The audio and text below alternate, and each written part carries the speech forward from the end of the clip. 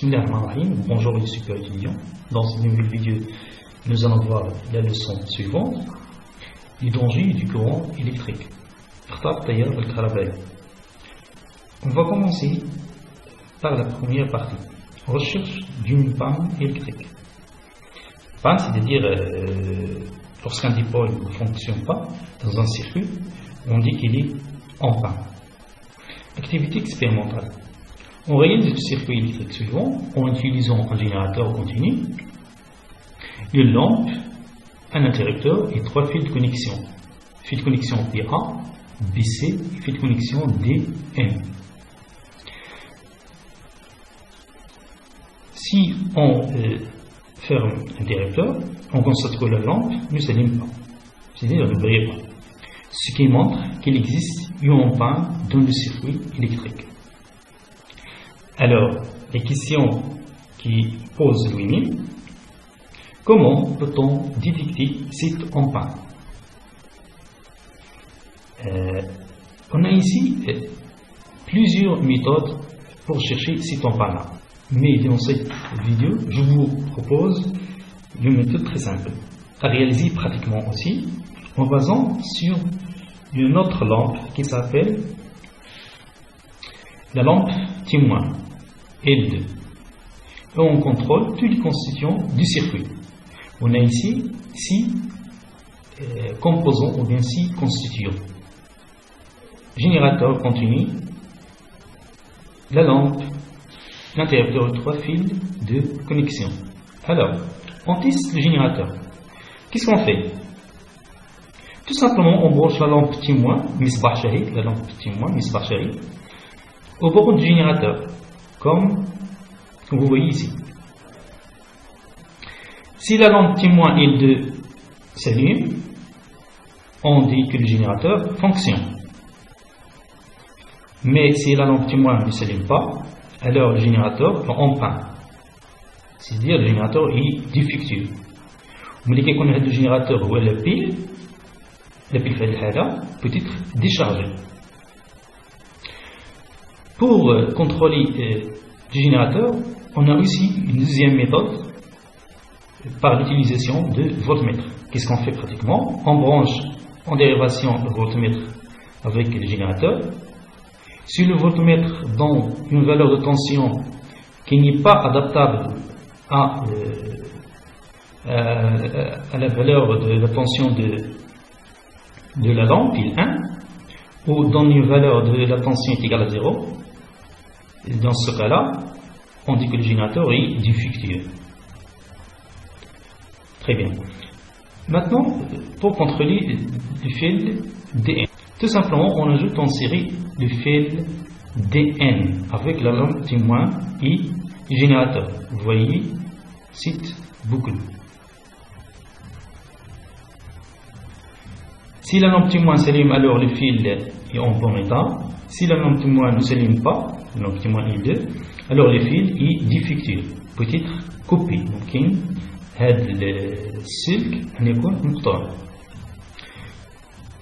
maintenant, pour contrôler l'interrupteur, même chose, on ajoute en série l'interrupteur avec le fil DN avec le générateur. La lampe est 2, en formant une seule boucle. Si la lampe témoin s'allume, alors l'interrupteur est fermé et en bon état. Mais si la lampe témoin ne s'allume pas, alors l'interrupteur est ouvert et ne fonctionne pas. On a ici une deuxième méthode pour contrôler l'interrupteur, c'est l'utilisation de l'ampmètre. On branche l'ampmètre au bord de l'interrupteur.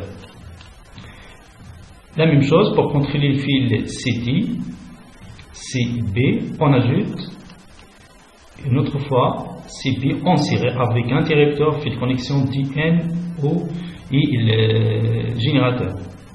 La même chose, si la lampe témoin s'allume, alors le fil CB est en bon état. Si la lampe témoin ne s'allume pas, alors le fil est défectueux. La même chose pour PA, on ajoute ici PA générateur et le fil de l'interrupteur en série. Maintenant, pour contrôler la lampe L1, on ajoute le générateur le fil PA et la lampe pile 1 en série. Si la lampe pile 1 fonctionne, alors il n'y a pas de défaut au niveau de la lampe pile 1. Mais si la lampe ne s'allume pas, alors il 1 est défectueuse. On a ici une deuxième méthode pour tester la lampe pile 1. Qu'est-ce qu'on fait? On branche la lampe témoin I2 en dérivation avec la lampe I1. Alors si I1 ne fonctionne, on dit qu'I1 est grillé. Je récapitule maintenant. Bilan. On réalise un circuit à partir du générateur et de la lampe témoin. Si celle-ci s'allume, le générateur n'est pas en panne. C'est-à-dire la première étape. Après, on ajoute successivement en série les autres constituants l'un après l'autre dans ce circuit. بعد ذلك نضيف المركبات الأخرى الواحدة تلو الأخرى. المرحلة الأولى نضيف la lampe témoin مصباح شهيد en dérivation مع الجنراتور. après المرحلة الثانية نضيف المركبات الأخرى الواحدة تلو الأخرى. alors ملي كتكون عندما يكون مصباح الشهيد مشتغل نقول أن هذا العنصر الذي أضفناه على التوالي فهو ليس فيه عطل. أما إذا كان مصباح الشهيد لا يشتغل في الحالة نقول أن العنصر الذي أضفناه على التوالي يوجد فيه عطل. On passe à la deuxième partie, le court-circuit. Alors, qu'est-ce que ça veut dire un court-circuit? Définition, un dipôle est court-circuité si ces deux bornes sont reliées entre elles par un bon conducteur. court-circuit يعني ضرة قصيرة. ضرة قصيرة تقع عندما نقوم بربط مربطي ثنائي قطب معين بموصل كهربائي. مثال سلك التوصيل. هذا الكورس-سيركوي حنا كنقول ليه بالدارجة سيركوي. بعض الأحيان كتسمع بواحد السيارة تحققات علاش راه وقع عليه السيركوي في طوموبيل ولا راه تشعلات العافية في واحد الدار شنو هو المشكل راه وقع السيركوي. هذا هو لو كورس-سيركوي فيزيكمون كنقول ليه كورس-سيركوي. Alors on va essayer d'approfondir les connaissances. La partie B, court-circuit dans un montage en série. Nous avons ici un circuit, les deux lampes sont montées en série. Alors, on ajoute un fil entre les bornes de la lampe L1, comme vous voyez ici, un fil entre les bornes de la lampe L1. Alors, qu'est-ce qui se passe? La lampe L1 s'éteint, alors la lampe L1 ne brille plus, et la lampe L2 possède un éclat plus fort. Pourquoi la lampe L1 ne brille plus? Car le courant ne traverse plus la lampe L1, mais passe par le fil du court-circuit. Comme vous voyez ici, le sens courant il sort par le générateur, dans le générateur par la borne positive, et passe par le fil de connexion. Ne traverse pas les bornes de la lampe L1. Alors, pourquoi le fil ne traverse plus la lampe L1? Tout simplement parce que le courant cherche toujours à passer dans des fils où la résistance est moindre. دائما التيار الكهربائي يمر في الأسلاك اللي كتكون فيهم المقاومة صغيرة. هنا عندنا مقاومة كبيرة وتخلي بون ديال لامب L1. alors je vais dire التيار يمر في السلك لأن له مقاومة أصغر. Conclusion, dans un circuit en série, un récepteur court-circuité ne fonctionne plus. La lampe L1, par exemple, la lampe L1 ici. Et les lampes du circuit possèdent un éclat plus fort, elles risquent de griller. يعني المصابيح الأخرى أو المستقبلات الأخرى هناك خطر أنها ستتلف. Maintenant, le court-circuit dans un montage en dérivation. Donc, nous avons ici deux lampes montées en dérivation. Vous voyez le sens du courant qui traverse les deux boucles. On ajoute un fil de connexion entre les bords de la lampe L1, comme vous voyez ici. Alors, l'observation est la suivante. La lampe L1 et aussi la lampe L2 s'éteignent. المصباحان الواحد والاثنان ينطفئ 1. Et le courant électrique devient très intense. التيار الكهربائي, c'est-à-dire le courant électrique principal qui traverse d'abord la branche principale, devient très intense. يصبح أكثر شدة. Conclusion, dans un circuit en dérivation, c'est l'un des dipôles ou encore circuit, tous les résonants et le courant devient très intense. Ce courant provoque un échauffement des fils de connexion qui risque de prendre feu et de provoquer un incendie. إذن هذا شدة التيار المرتفعة تقوم بتسخين أسلاك الربط وهذا يؤدي إلى اندلاع الحرائق les incendies. Pour protéger les appareils contre les dommages et par exemple contre les incendies domestiques, on utilise ce qu'on appelle les fusibles. C'est la troisième partie, protection dans un circuit électrique.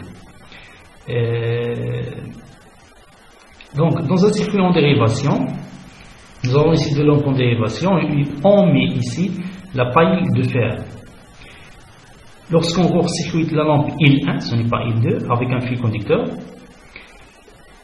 la paille de fer brûle. يعني صوف الحديد فهو يحترق. Conclusion, la paille de fer est utilisée comme un fusible. fusible اللي قريتوه في سنة السادسة الابتدائي هو الصهيرة. هذه الصهيرة صوف الحديد هنا يلعب دور le fusible, joue le rôle d'un fusible. Bilan. Le fusible est un dépôt destiné à protéger les circuits électriques, je suis d'accord.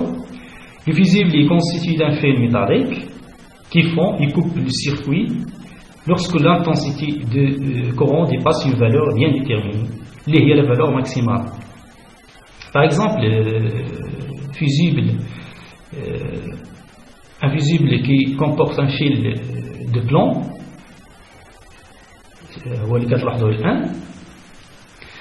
le symbole normalisé d'un fusible se forme d'un rectangle avec un fil barré. Il y a plusieurs types de fusibles. هناك مجموعة من الأنواع.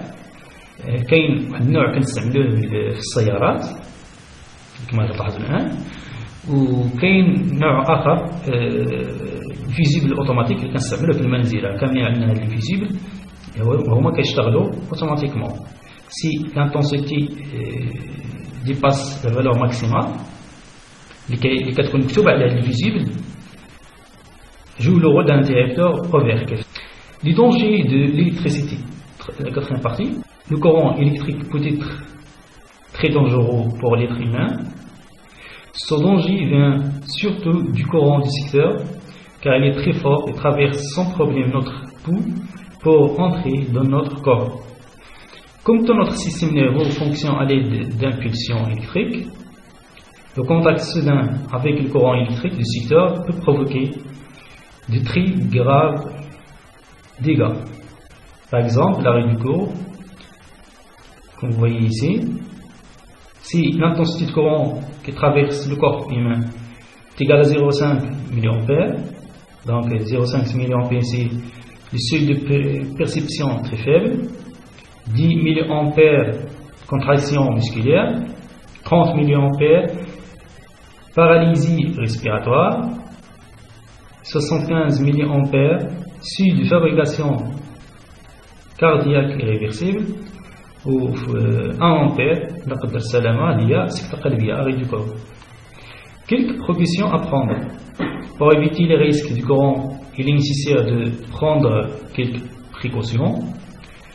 Ne jamais toucher un fil d'une nuit, ne jamais réparer un appareil électrique sans l'avoir débranché, ne jamais introduire un objet métallique dans une prise de courant, ne jamais utiliser un appareil électrique dans un local humide, par exemple une salle de bain, débrancher les appareils électriques avant de les nettoyer, Ne pas surcharger une prise multiple. Lorsqu'une personne est électrocutée, il faut éviter de la toucher, de couper le courant à l'aide du disjoncteur. Merci pour votre attention. À la prochaine fois, Inch'Allah.